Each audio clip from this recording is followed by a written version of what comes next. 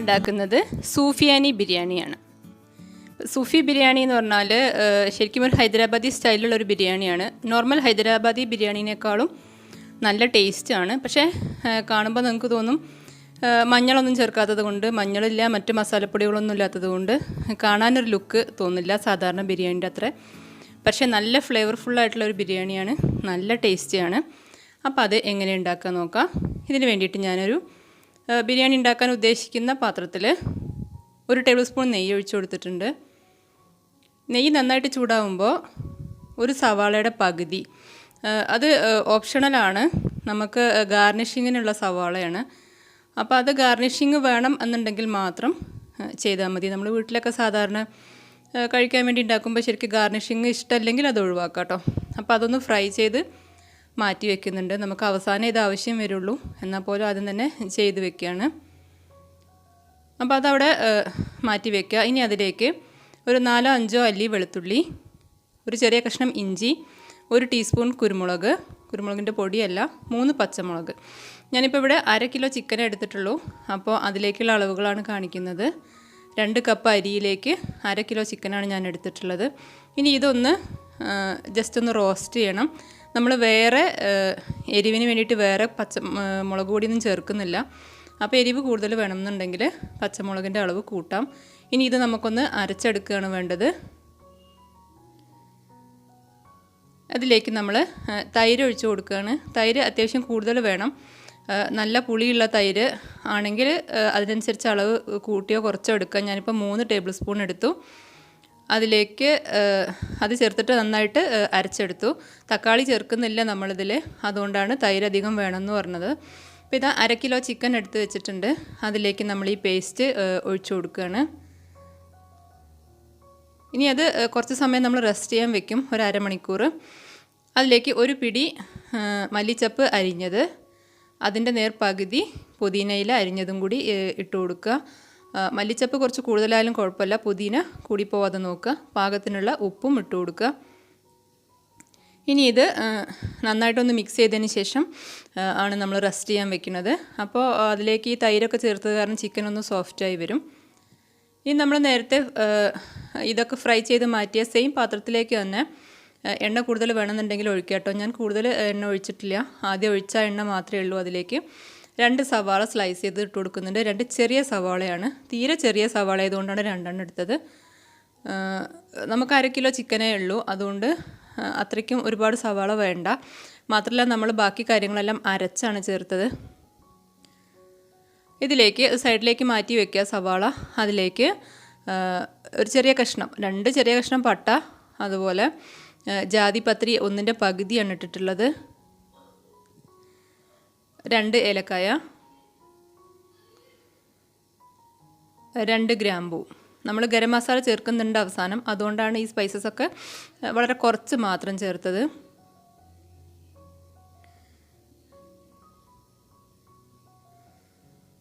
നന്നായിട്ടൊന്ന് ഇളക്കിയെടുക്കുക. സവാള അത്യാവശ്യം നന്നായിട്ട് വേവണം.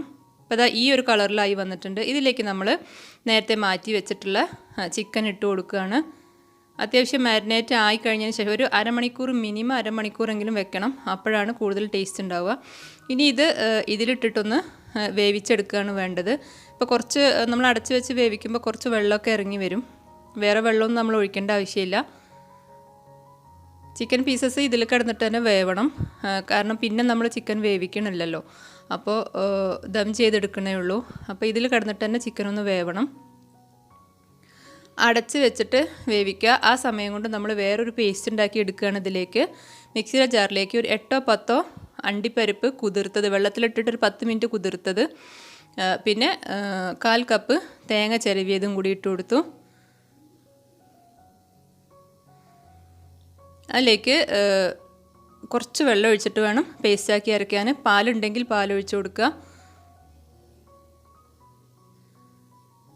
ഇപ്പോൾ ഇതാ ഞാൻ നേരത്തെ അടച്ച് വെച്ചതായിരുന്നു ചിക്കൻ, തുറന്ന് നോക്കുമ്പോൾ കുറച്ചും കൂടി വെള്ളമൊക്കെ ഉണ്ടായി വന്നിട്ടുണ്ട്. ഈ പ്രോസസ്സ് ചെയ്യുമ്പോൾ നല്ലൊരു സ്മെല്ലാണ് ഇതിന്, കാരണം നമ്മളിതെല്ലാം അരച്ച് ചേർത്തത് കാരണം ശരിക്കും ചിക്കനിലേക്ക് ഇത് നന്നായിട്ട് പിടിക്കും. കാണുമ്പോൾ നമുക്ക് ഒരു വൈറ്റ് കളറ് ടേസ്റ്റ് കുറവ് ഒക്കെ തോന്നുമെങ്കിലും ചിക്കൻ ഏകദേശം വെന്ത് വന്നിട്ടുണ്ട്. അതിലേക്ക് 1 ടേബിൾ സ്പൂൺ മല്ലിപ്പൊടി ഇട്ട് കൊടുത്തു, നമ്മൾ മല്ലിപ്പൊടി. പിന്നെ 1/2 table spoon garam masala. Garam masala 1/2 table spoon തന്നെ വേണം. കാരണം നമ്മൾ സ്പൈസസ് ഒക്കെ നേരത്തെ വളരെ കുറച്ചേ ചേർത്തിട്ടുള്ളൂ. ഇത് കുറച്ച് സ്പൈസി ആയിട്ടുള്ളൊരു ബിരിയാണിയാണ്. ഏറ്റവും അവസാനം നമ്മൾ തയ്യാറാക്കി വെച്ചിട്ടുള്ള പേസ്റ്റ് ഒഴിച്ചു കൊടുക്കുകയാണ്. ഈ പേസ്റ്റ് ഇല്ലെങ്കിൽ നമ്മൾ കുറച്ച് ഫ്രഷ് ക്രീം ചേർത്താൽ മതി. നമ്മൾ ബട്ടർ ചിക്കനിലൊക്കെ പനീർ ബട്ടർ മസാലയിലൊക്കെ ചേർക്കുമല്ലോ ഫ്രഷ് ക്രീം, അതുപോലെ ഫ്രഷ് ക്രീം ഒഴിച്ചാൽ മതി. ഇപ്പോൾ ഫ്രഷ് ക്രീം എല്ലാവരുടെയും കയ്യിൽ ഉണ്ടാവണം എന്നില്ല, അതുകൊണ്ടാണ് ഞാൻ ഈ ഒരു പേസ്റ്റ് സജസ്റ്റ് ചെയ്തത്. ഇതായാലും നല്ല ടേസ്റ്റാണ്. അതിട്ടതിന് ശേഷം നന്നായി ഇളക്കി യോജിപ്പിച്ചു, അവിടെ മാറ്റി വെച്ചു. ഇനി അരിക്കുള്ള വെള്ളം വെച്ചിട്ടുണ്ട്. കുറച്ചധികം തന്നെ വെള്ളം വെക്കുക, പാകത്തിനുള്ള ഉപ്പിട്ട് കൊടുക്കുക. 2 കപ്പ് ബസ്മതി അരിയാണ് എടുത്തിട്ടുള്ളത്. അതിലേക്ക് 1/2 ടീസ്പൂൺ ഗരം മസാല പൊടിച്ചത് ഇട്ട് കൊടുക്കുന്നുണ്ട്. ബസ്മതി നമ്മുടെ സെല്ല ബസ്മതി അരിയാണ്, ഇന്ത്യ ഗേറ്റിൻ്റെ.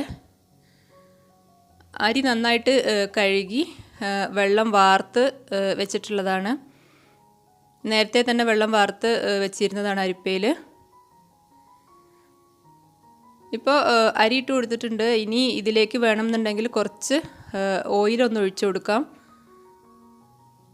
അപ്പോൾ അരിയൊന്ന് വിട്ട് നിൽക്കാൻ വേണ്ടിയിട്ട്. നിർബന്ധമൊന്നുമില്ല, വേണമെന്നുണ്ടെങ്കിൽ 1 ടേബിൾ സ്പൂൺ സൺഫ്ലവർ ഓയിൽ ഒഴിച്ചു കൊടുക്കാം.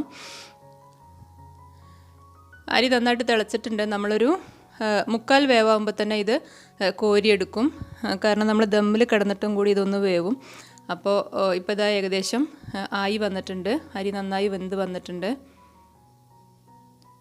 ഗരം മസാല ഇട്ടു എന്ന് വിചാരിച്ചിട്ട് കളർ ചേഞ്ച് ഒന്നും വരില്ല, ആ കാര്യമൊന്നും പേടിക്കേണ്ട. നമ്മൾ വെള്ളം ഊറ്റിയാണല്ലോ എടുക്കുന്നത്, പക്ഷേ അതിൻ്റെ ഫ്ലേവറൊക്കെ ഈ അരിയിലേക്ക് പിടിക്കും ചെയ്യും.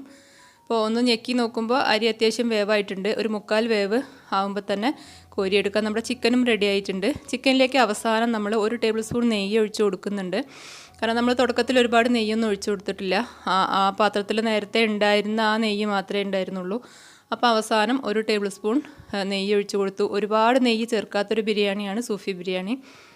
എന്നിട്ട് കുറച്ച് മല്ലിച്ചപ്പും പുതിനയും കൂടി വീണ്ടും ഇട്ട് കൊടുത്തു. നേരത്തെ ഇട്ട് കൊടുത്തിട്ടുള്ളതാണ്, എങ്കിലും കുറച്ചും കൂടി ഇട്ട് കൊടുത്തു. അതിനുശേഷം നമ്മൾ ചോറ് ഊറ്റിയത്, വെള്ളം വാർത്തത് ഇതിൻ്റെ മുകളിലേക്ക് ഇട്ട് കൊടുക്കുകയാണ്. സാധാരണ നമ്മൾ ബിരിയാണി ചെയ്യണ പോലെ തന്നെ, വ്യത്യാസമൊന്നുമില്ല.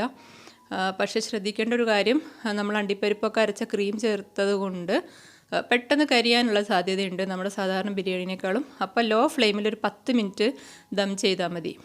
അപ്പോൾ ഓക്കെ ആവും.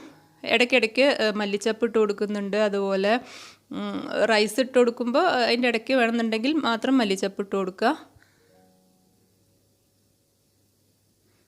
ഇപ്പോൾ കംപ്ലീറ്റായിട്ട് റൈസ് ഇട്ട് കൊടുത്തു. ഇനി കുറച്ച് നെയ്യ് അതിൻ്റെ മുകളിൽ ഒന്ന് ആക്കി കൊടുക്കുക. നിർബന്ധമില്ല, ഓപ്ഷണലാണ്. അതിനുശേഷം അതിൻ്റെ മുകളിൽ നമ്മൾ നേരത്തെ ഫ്രൈ ചെയ്ത് മാറ്റി വെച്ച ഓണിയൻ വെക്കുക. 10 മിനിറ്റ് ലോ ഫ്ലെയിമിൽ ദം ചെയ്തെടുക്കുക. എന്നിട്ട് പിന്നെ ഒരു അരമണിക്കൂറൊക്കെ കഴിഞ്ഞിട്ടേ തുറക്കാൻ പാടുള്ളൂ കേട്ടോ. 10 മിനിറ്റ് ഫ്ലെയിം കഴിഞ്ഞാൽ ഫ്ലെയിം ഓഫ് ചെയ്യുക, പക്ഷേ തുറക്കരുത്. ആ ദമ്മിൽ കിടന്നിട്ട് അങ്ങനെ വേവട്ടെ. ഇപ്പോൾ ഇതാ ഞാൻ തുറന്നിട്ടുണ്ട്. 1 മണിക്കൂർ കഴിഞ്ഞതിന് ശേഷം ബിരിയാണി റെഡി ആയിട്ടുണ്ട്. ഇപ്പോൾ ഇങ്ങനെ കാണുമ്പോൾ നമ്മൾ മഞ്ഞളോ മുളകോ ഒന്നും ചേർക്കാത്തത് കൊണ്ട് തന്നെ കളറ് ഉണ്ടാവില്ല. ഇതാ ചിക്കൻ ഇങ്ങനെ ഒരു വൈറ്റ് കളറിലാണ് ഉണ്ടാവുക. നമ്മുടെ എന്താ പറയുക, പാകിസ്ഥാനി പുലാവൊക്കെ അല്ലേ, ആ ഒരു കളറിലാണ് ഉണ്ടാവുക. പക്ഷേ നല്ല ടേസ്റ്റാണ് ചിക്കൻ. കാരണം നമ്മൾ അണ്ടിപ്പരിപ്പിൻ്റെ പേസ്റ്റ്, അതുപോലെ ഫസ്റ്റ് ടൈം നമ്മളൊരു പേസ്റ്റ് ചേർത്തു, അതെല്ലാം കൂടിയായിട്ട് ചിക്കൻ ആ പേസ്റ്റിലൊക്കെ കിടന്ന് നല്ലൊരു ടേസ്റ്റിൽ വരും. അപ്പോൾ ഇനി എപ്പോഴെങ്കിലും ബിരിയാണി ചെയ്യുമ്പോൾ ഈ ടൈപ്പ് ഒന്ന് ചെയ്ത് നോക്കുക. എപ്പോഴും നമ്മൾ സാധാ ബിരിയാണിയല്ലേ ചെയ്യണത്, അപ്പോൾ ഇതുപോലെ ഒന്ന് ചെയ്ത് നോക്കുക. അപ്പോൾ ഞാനിതാ സെർവ് ചെയ്തിട്ടുണ്ട്. കാണുമ്പോൾ തന്നെ നിങ്ങൾക്ക് മനസ്സിലാവും, മൊത്തത്തിലൊരു വൈറ്റ് കളറാണ്. നമ്മളിപ്പോൾ ഇത്രയും സംഭവങ്ങൾ ഇതിലേക്ക് ചേർത്തിട്ടുണ്ടെങ്കിലും മഞ്ഞൾപ്പൊടിയുടെ ഒരു കുറവ് കൊണ്ടാണ് ഈ കളറില്ലാത്തത്. പക്ഷേ നല്ല ടേസ്റ്റാണ്. സെർവ് ചെയ്യുമ്പോൾ തന്നെ നല്ലൊരു സ്മെല്ലുമാണ്. ശരിക്കും നോർമലി നമ്മൾ ഹൈദരാബാദി ബിരിയാണി ചെയ്യണത് പോലെ തന്നെ അവരുടെ ഒരു സ്റ്റൈലൻ ബിരിയാണിയാണിത്. അപ്പോൾ എല്ലാവരും ട്രൈ ചെയ്ത് നോക്കുക. വീഡിയോ ഇഷ്ടമായി കഴിഞ്ഞാൽ ലൈക്ക് ചെയ്യുക.